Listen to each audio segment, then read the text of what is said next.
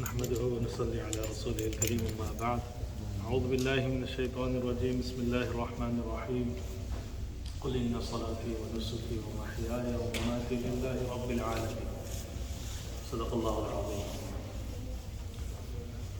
We find ourselves, the world, welcoming a new year, and it's almost on schedule in the sense that whatever takes place annually, it's the same repetitive behavior. The repetitive behavior on December 31st, people are looking forward to welcoming the new year.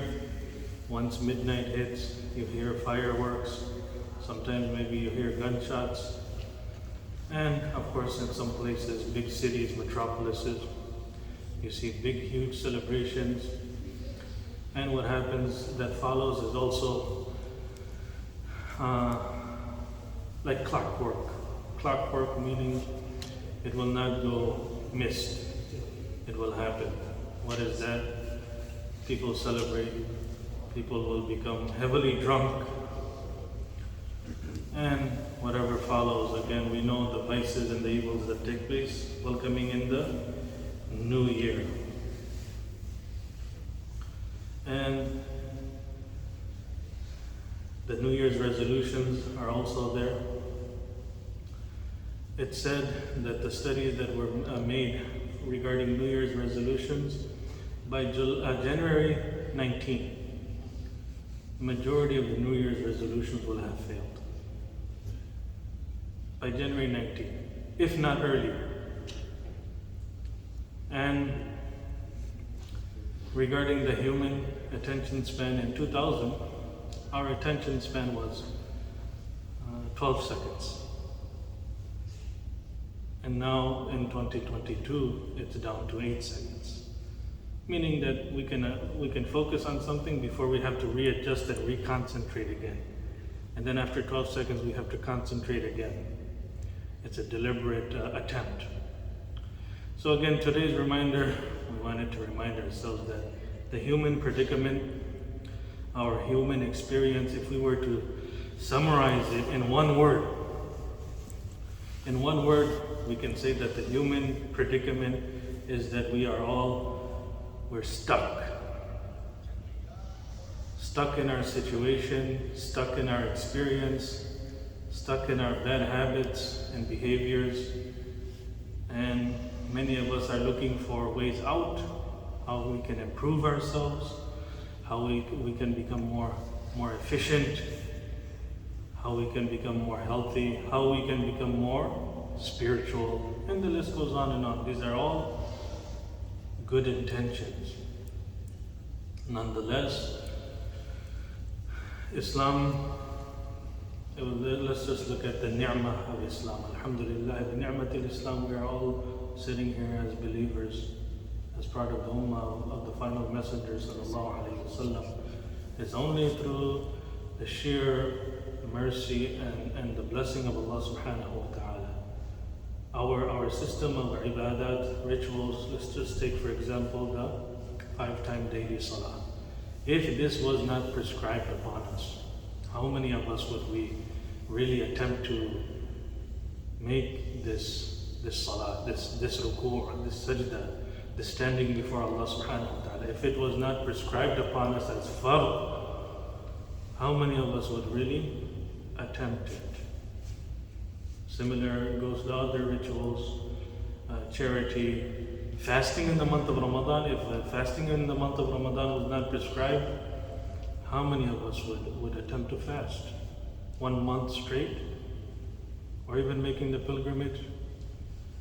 So one thing that really stands out in these rituals and these forms of worship is that not only are we trying to gain the pleasure of Allah subhanahu wa ta'ala, but there is a type of support group, if you want to mention it. Let's just take, for example, the salats.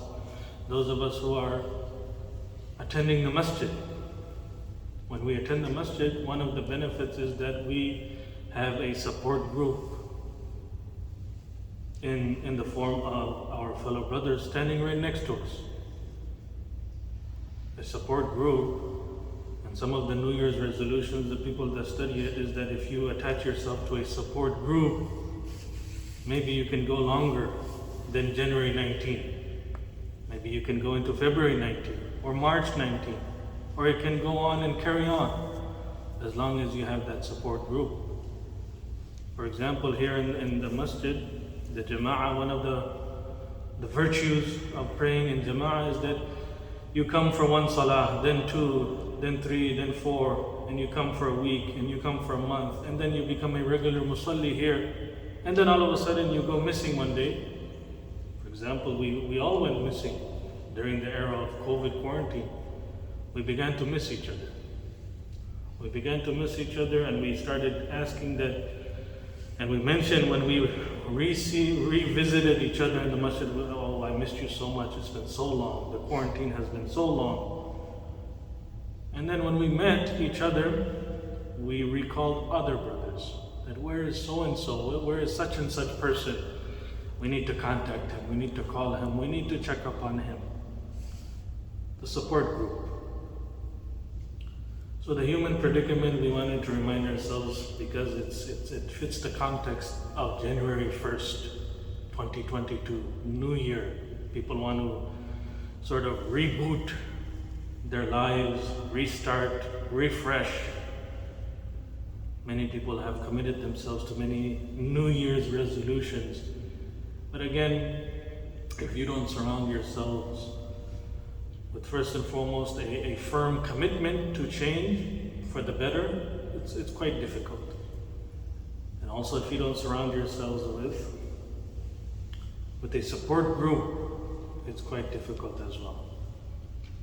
We know that the most sold literature, especially in the United States, are two subjects. One is the cookbook, any type of recipe book. This is on the top of the list. And the second one, immediately following the cookbook and recipe book, is how to exercise. So it goes hand in hand. Some people want to become better at cooking for themselves. They're tired of eating out, unhealthy, fast food. Similarly, when they eat, they want to also shed the weight and become healthy and physically fit. So again, these things are studied by marketeers. These things are studied by mega corporations, and they know how to take advantage of human vulnerabilities and our weaknesses. So when it comes to stuck, we mentioned that if we were to summarize our entire life into one word, we can say that we are stuck in patterns and in everyday things that we want to change, but we attempted and then we quit, and then we started again and we quit. Let's just give examples of our attachment to our religion. Some of us want to improve our recitation of the Quran. Alhamdulillah, very good intention. We have many programs here in the masjid, adult tajweed, adult hifz programs for the women and for the men. Alhamdulillah, we see many people in the first week sign up, very beautiful. The challenge is the longevity, carrying on with it. The first week, second week, third week, fourth week, we see, mashallah, regular attendance, and then there's a drop-off. There's a drop-off in attendance and participation. Similarly, those of us who don't have the blessing of having Arabic as our first language, or Arabic as our mother tongue, many of us sitting here, we want to learn the Quran, what is the message of the Quran, what is Quran teaching us, what is the Sunnah of Nabi Sallallahu Alaihi Wasallam. Then we enroll ourselves in a very complex Arabic course, maybe online, maybe with someone in person. And same thing happens, is that the attendance and participation within the first couple of days is very aggressive. We're very eager to learn, and then there is a drop-off. So we wanted to reflect on this, reflect on our situation, and the reflection is that if there's any lesson from history, is any lesson that we gain from history is that we don't learn from history. It's just repetitive. And this reminder is not to allow us to lose hope, because that is not our style. The style of a believer is never to lose hope. The style of a believer is always to be full of hope and trust in Allah subhanahu wa ta'ala. The style of a believer is to be full of optimism rather than pessimism. A believer should be full of hope and optimism. So, in conclusion, we wanted to find ways that if we are amongst that group, especially on January 1st, where we say, you know what, from now on, from today, I want to change for the better. How firm is our resolution to ourselves, to Allah subhanahu wa ta'ala? How firm is that resolution that I want to change for the better? And secondly, what type of support systems have I created to surround me that will help me in reaching that goal? And finally, removing obstacles and blockades. Removing obstacles. Say for example, we want to come for Fajr on a regular basis every single day with Jama'ah. What are those things that block me or are obstacles in me reaching that goal of coming for Fajr every day? Is it that I'm not sleeping on time at night time so that I can't wake up on time? Is it that, I like to get into a warm car in the morning? Maybe you need to get a remote start, so as soon as you open your eyes, you just hit the remote button and your car is warming while you make wudu and prepare yourself. Or is it that maybe during winter, I don't like to clean the snow off my windshield? What is the obstacle that's preventing us?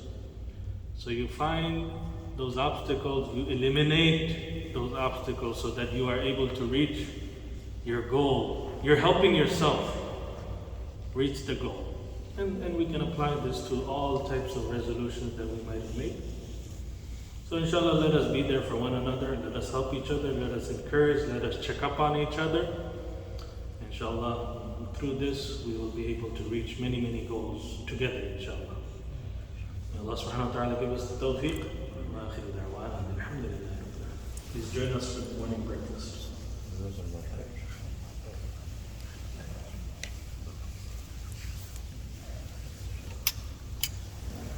Thank you.